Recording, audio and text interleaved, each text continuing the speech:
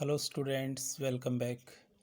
आज हम कर रहे हैं चैप्टर नंबर 8। चैप्टर का नाम है अर्थमेटिक लाइंस, ग्राफ्स और टाइम सीरीज ग्राफ्स। ग्राफ क्या होता है? When a set of statistical data are presented on a graph paper then it is called a graph. जब स्टैटिस्टिकल डाटा के एक सेट को ग्राफ पेपर पर प्रेजेंट किया जाता है तो इसको कहते हैं ग्राफ। अब ग्राफ का कंस्ट्रक्शन कैसे होता है? ग्राफ जब हम बनाते हैं, एक वर्टिकल्स लाइन होती हैं, हॉरिजेंटल लाइन होती हैं, ये इंटरसेक्ट करती हैं, पॉइंट ओ ओरिजिन कहलाता है। ठीक है जी। Horizontal and vertical lines intersecting through this point are shown as bold lines। इन लाइंस जो ये काटती हैं इनको बोल्ड लाइन में शो किया जाता है। जो ये काटती है ये हॉरिजेंटल एक्स एक्सिस कहलाता है ये, और ये जो वर्टिकल होती है ये लाइन वाई एक्सिस की लाइन होती है। जो चार पार्ट बनते हैं ग्राफ पेपर पर उनको क्वाड्रेंट कहा जाता है। फर्स्ट क्वाड्रेंट में एक्स की वैल्यू भी पॉजिटिव होती है और वाई की वैल्यू भी पॉजिटिव होती है। हम डायग्राम के लिए फर्स्ट क्वाड्रेंट का ही यूज़ करते हैं। सेकंड में एक्स की वैल्यू नेगेटिव होती है और वाई की वैल्यू है वो पॉजिटिव होती है सेकंड क्वाड्रेंट में। थर्ड क्वाड्रेंट में दोनों वैल्यूज़ नेगेटिव होती हैं, एक्स भी नेगेटिव होता है और वाई भी नेगेटिव होता है। फोर्थ क्वाड्रेंट में एक्स की वैल्यू पॉजिटिव होती है और वाई की वैल्यू नेगेटिव होती है। डाटाज जो हम शो करते हैं वो पॉजिटिव होते हैं, इसलिए डाटा फर्स्ट क्वाड्रेंट में शो किए जाते हैं। इसके बाद में है, जब हम ग्राफ बनाते हैं तो इस ग्राफ को कंस्ट्रक्ट करने के कुछ रूल्स होते हैं, और इनमें से पहला रूल है heading. It means every graph must have a suitable heading. Heading must be self explanatory about the nature of information in the graph. हर ग्राफ का एक हेडिंग होना चाहिए, और हेडिंग इस तरह का हो कि वो खुद ही एक्सप्लेन कर दे कि क्या इंफॉर्मेशन दी जा रही है। सेकंड पॉइंट है choice of scale. It means one should fix an appropriate scale on which data should be presented. An appropriate scale is the one by which the entire data are easily represented by a graph. The graph should be on the middle of the graph paper to make it attractive. जो हम graph बना रहे हैं उसमें एक scale होना चाहिए, किस डाटा हैं वो किस तरह से हमें शो करने हैं, इस तरह का हमें स्केल लेना चाहिए कि जो डाटा हमारे पास हैं वो इजीली रिप्रेजेंट किए जा सकें। ग्राफ पेपर को अगर हम बीचों बीच बनाते हैं इस तरह से तो अट्रैक्टिव मैनर में आ जाता है। उसके बाद में है third point, proportion of axis. As far as possible length of X axis on the graph paper should be 1.5 times of length of Y axis. जब हम ग्राफ बनाते हैं ऐसे, ये वाई एक्सिस कहलाता है और ये एक्स एक्सिस होता है। इस एक्स एक्सिस की लेंथ वाई एक्सिस की लेंथ के लगभग 1.5 गुना हो, 1.5 टाइम, 1.5 गुना हो, ऐसा करना चाहिए हमें ग्राफ बनाते टाइम। जो प्रपोर्शन है ओ एक्स एक्सिस का और ओ वाई एक्सिस का, ओ एक्स एक्सिस की लेंथ ओ वाई एक्सिस की लेंथ से लगभग 1.5 गुना होनी चाहिए। फोर्थ पॉइंट है method of plotting the points. Economics and business statistics are generally positive. These are to be presented in the first quadrant. इनको हमें, जो इकोनॉमिक्स और बिजनेस के जो डाटा होते हैं वो जनरली पॉजिटिव होते हैं, इसलिए इन डाटाज को हमें क्वाड्रेंट फर्स्ट में शो करने होते हैं, क्योंकि फर्स्ट क्वाड्रेंट में ही पॉजिटिव डाटा दिए जाते हैं। जो फर्स्ट क्वाड्रेंट में हम इनको प्रेजेंट करते हैं तो डाटा लेफ्ट से राइट ओ एक्स एक्सिस की तरफ और ओ वाई एक्सिस में बॉटम टू टॉप डाटा ऐसे शो होते हैं, लेफ्ट से 1 2 3 मीन्स लेफ्ट से राइट, और यहाँ से बॉटम ओ वाई एक्सिस की तरफ जाएंगे तो डाटा ऐसे स्टार्ट होंगे 10 20 30, बॉटम से टॉप की ओर जाते हैं वाई एक्सिस पर और ओ एक्स एक्सिस पर लेफ्ट से राइट की ओर आते हैं। ये मेथड होता है पॉइंट्स को प्लॉट करने का। उसके बाद में है lines of different types. If more than one line और curve are to be drawn in the same graph, यदि हमें एक ही ग्राफ पर एक से ज़्यादा डाटा के सेट शो करने हैं जिनके लिए दो अलग अलग लाइनें आ रही हैं, मान लीजिए हमने बर्थ रेट भी शो किया है और डेथ रेट भी शो किया है, तो बर्थ रेट के लिए अलग से लाइन करेंगे और डेथ रेट के लिए अलग से लाइन करेंगे। तो जब हम अलग अलग लाइन करेंगे तो लाइन भी अलग अलग होनी चाहिए, जैसे एक में सिंपल लाइन खींच दी, दूसरे में डॉटेड लाइन खींच दी, तीसरे में किसी और तरीके से, अगर दो से ज़्यादा डाटा है तो जो लाइन है वो अलग अलग होंगी, तो इंडेक्स बनाए जा सकते हैं, ये वाली लाइन बर्थ रेट के लिए है, ये वाली लाइन डेथ रेट के लिए। तो जब हम ग्राफ बनाते हैं तो हमें डिफरेंट लाइंस का यूज़ करना चाहिए। उसके बाद में है 6th point, table of data. It would be useful to give the table of data along with the graph of the data. यदि डाटा का जो ग्राफ हमने बनाया है उसके साथ हम टेबल भी बना देते हैं तो ज़्यादा अच्छा रहता है। It helps verification of the graph, ये हेल्प करता है ग्राफ की वेरिफिकेशन में। उसके बाद में है नेक्स्ट पॉइंट है यूज़ ऑफ फॉल्स लाइन। मान लीजिए डाटा दे रखे हैं इस तरह से, कुछ कमोडिटीज़ हैं एक्स वाई जेड और ये यहाँ से स्टार्ट हो रही हैं 600 800 900, ये इनकी क्वांटिटी है मान लीजिए। अगर हम यहाँ इसको शो करते हैं तो 600 ले, अगर हम 100 का गैप रखते हैं डाटा इसके बीच में तो हमें क्या करना पड़ेगा, यहाँ 100 फिर 200 फिर 300 फिर 400 फिर 500 600, यानी कि हमारा पहला डाटा यहाँ से स्टार्ट होगा।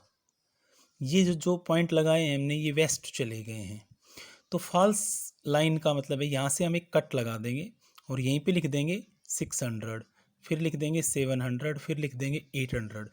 तो इससे मतलब ये इस कट का मतलब ये होगा कि जो गैप आगे चल रहा है 100 का गैप, उतना ही गैप पीछे भी जा रहा है, मतलब पीछे भी यहाँ 500 है फिर 400 है 300, इस कट का ये मतलब होता है, इसको बोलते हैं फॉल्स लाइन।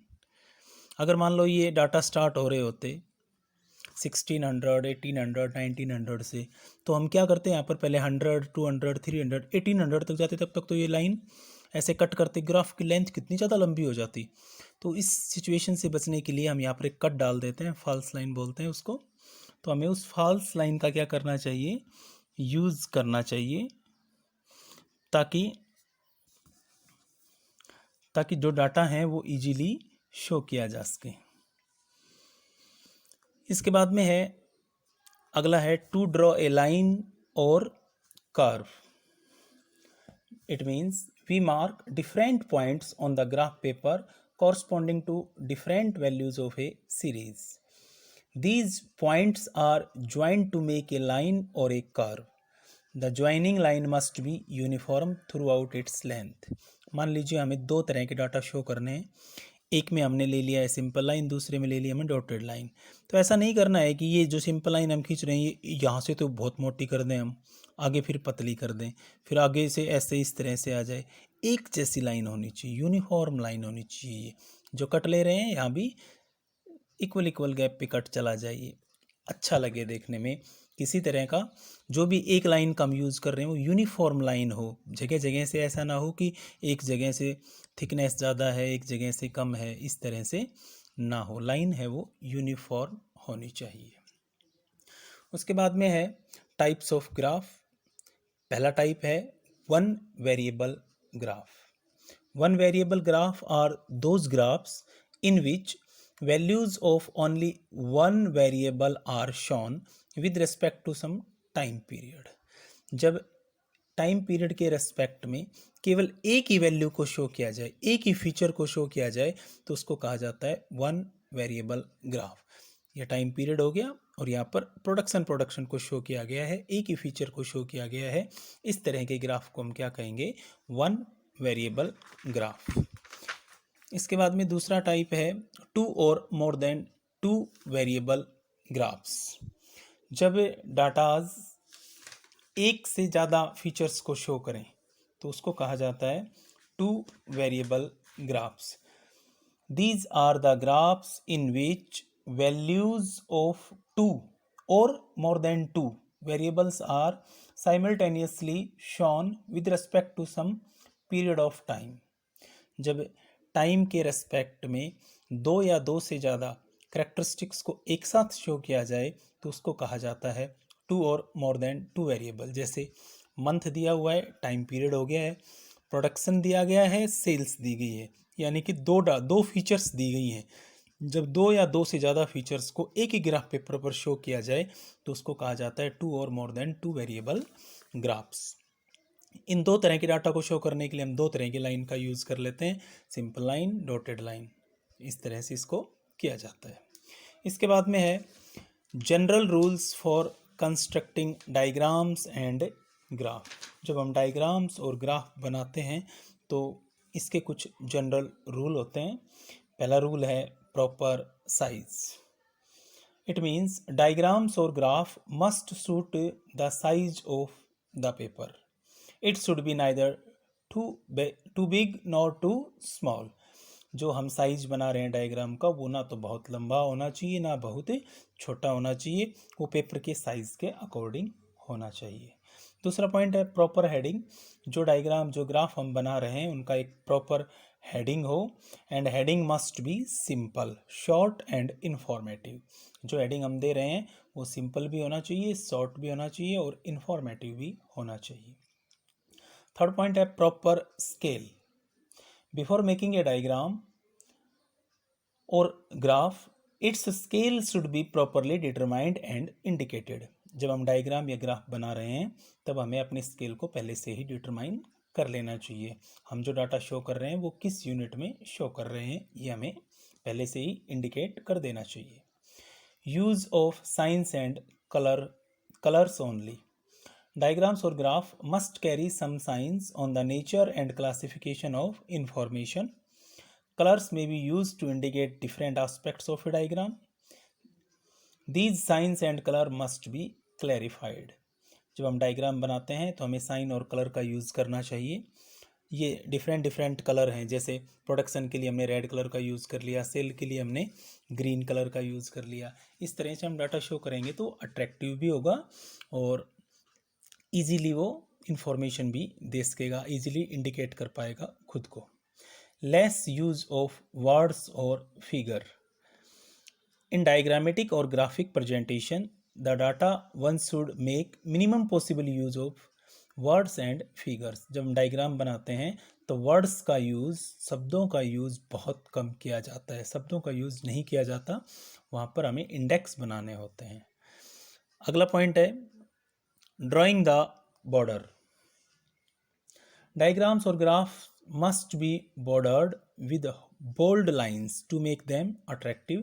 जब हम डायग्राम या ग्राफ बनाते हैं तो उनके चारों तरफ बॉर्डर बना देना चाहिए, इससे ग्राफ हैं वो अट्रैक्टिव बन जाते हैं। नेक्स्ट पॉइंट है simple. Simplicity is the principal feature of diagrams.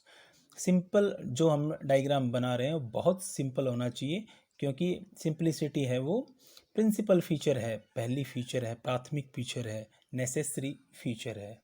There should not look to be complex and offending. और जो डायग्राम हम बना रहे हैं वो बहुत ज़्यादा कॉम्प्लेक्स या ऑफेंडिंग नहीं लगना चाहिए।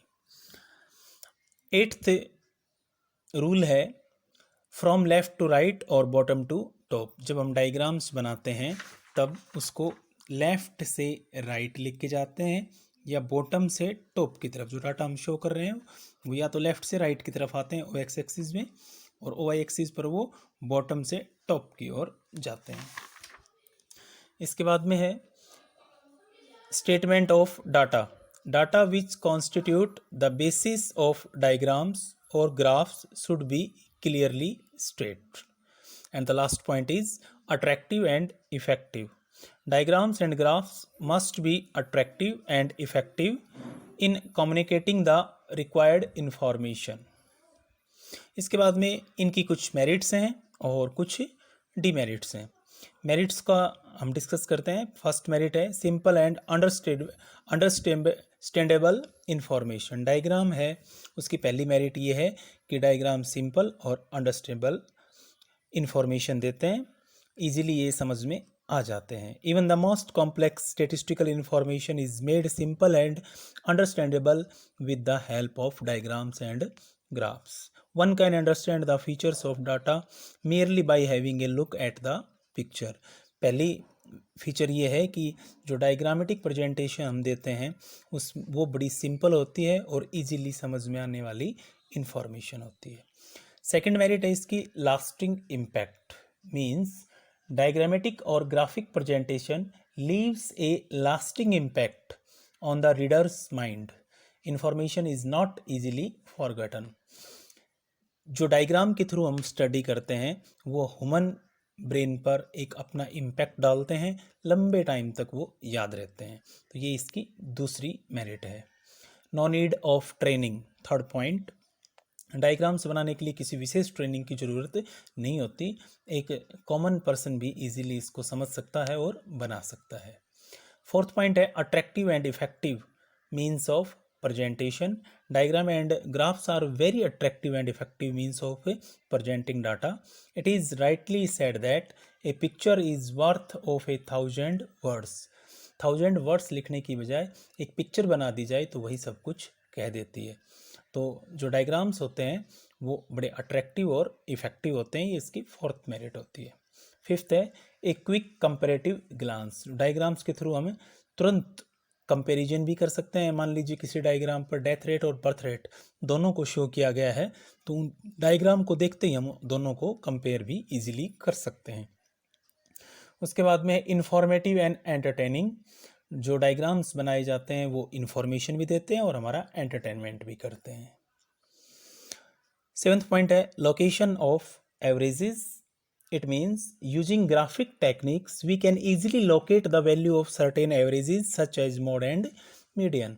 यानी कि ग्राफ के थ्रू हम मोड और मीडियन की वैल्यू भी फाइंड कर सकते हैं. ग्राफ के थ्रू मोड और मीडियन की वैल्यू कैसे फाइंड की जाती है वो आगे भी चैप्टर आएंगे, उनमें भी बताया जाएगा. और अभी बता देता हूँ मैं. मीडियन का तो मैंने कल बताया था. लेस देन ओजाइव और मोर देन ओजाइव जहाँ एक दूसरे को इंटरसेक्ट करते हैं उस पॉइंट से यदि हम ओ एक्स एक्सिस पर एक प्रीपेंडिकुलर डाल देते हैं तो जो प्रीपेंडिकुलर की जो वैल्यू आएगी डालने के बाद ओ एक्स एक्सिस पर वो मीडियन की वैल्यू होती है. और मोड को ग्राफिकली कैसे प्रेजेंट किया जाता है ये हमारे चैप्टर नंबर 10 में आएगा, तब आपको बता दिया जाएगा. और लास्ट पॉइंट है स्टडी ऑफ कॉरेलेशन. जो डायग्राम्स हैं वो दो या दो से अधिक जो डाटा हैं एक जैसे सिमिलर टाइप के उनके बीच में रिलेशन को भी शो करते हैं. जैसे डिमांड के प्राइसेस के बढ़ने से डिमांड पर क्या इफेक्ट आएगा, प्राइस और डिमांड का क्या रिलेशन है. इसको जब दो या दो से अधिक फैक्टर्स के रिलेशन को शो किया जाए तो वो कॉरेलेशन होता है. और कोरिलेशन को भी ये शो करता है, इसकी भी ये स्टडी करता है. ये इसकी लास्ट मेरिट है. इन डायग्राम्स के कुछ डीमेरिट्स भी हैं. पहले डीमेरिट है लिमिटेड यूज़. डायग्राम्स का यूज़ है वो बड़ा लिमिटेड होता है. Only limited set of data can be presented in the form of a diagram. In fact diagrams and graphs are generally used only when comparison are involved or when time series data are to be presented.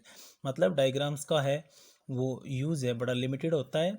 सभी तरह के data को show करने के लिए diagram का use नहीं किया जा सकता है. सेकंड पॉइंट है मिसयूज़. डायग्राम्स में B misused for the projection of the statistical fact specially in case of advertisements. Diagrams का यूज़ है मिसयूज़ भी किया जा सकता है और स्पेशली ऐसा एडवर्टाइजमेंट के केस में होता है. थर्ड एंड लास्ट पॉइंट है ओनली प्रिलिमिनरी कंक्लूजन्स. डायग्राम्स के थ्रू हम सिर्फ और सिर्फ फर्स्ट साइट में ही कंक्लूजन निकाल सकते हैं. डायग्राम्स हैं वो पूरा रिजल्ट ट्रू रिजल्ट शो नहीं कर पाते हैं बहुत बार, क्योंकि उनका मिसयूज हो सकता है। इसलिए डायग्राम सिर्फ और सिर्फ प्रिलिमिनरी कंक्लूजन्स ही दे पाते हैं। तो स्टूडेंट्स, ये था आपका चैप्टर नंबर 8। इसके बाद में हम न्यूमेरिकल स्टार्ट करेंगे इस बुक के। अभी तक जो 8 चैप्टर आपने पढ़े हैं, इन 8 चैप्टर में थ्योरी का पोर्शन ज़्यादा था। अब प्योरली न्यूमेरिकल चलेंगे 5 चैप्टर तक, और उसके लिए आपको एक नई नोटबुक लगानी है न्यूमेरिकल्स के लिए, जिसमें सिर्फ न्यूमेरिकल्स ही होंगे, थ्योरी नहीं लिखी जानी है। चैप्टर नंबर 9 के जितने भी क्वेश्चन होंगे, चैप्टर नंबर 10, 11, 12 एंड 13 के जितने भी क्वेश्चन होंगे, वो आपको उस न्यू नोटबुक में लिखना है। जो नोटबुक आपके पास है जिसमें आपने 8 चैप्टर तक लिखा हुआ है, उसी नोटबुक में हम सेकंड बुक माइक्रो इकोनॉमिक्स जो है उसकी थ्योरी को लिखेंगे, और माइक्रो इकोनॉमिक्स की जो न्यूमेरिकल्स आएंगे वो हम न्यूमेरिकल की नोटबुक में करेंगे। मतलब न्यूमेरिकल्स के लिए हमारे पास एक अलग नोटबुक होगी, और थ्योरी के लिए हमारे पास एक अलग नोटबुक होगी। तो आप लोग एक नई नोटबुक परचेज़ कर लीजिए, और न्यूमेरिकल्स के लिए होगी वो नोटबुक, जिसमें सिर्फ और सिर्फ न्यूमेरिकल्स होंगे। Thank you.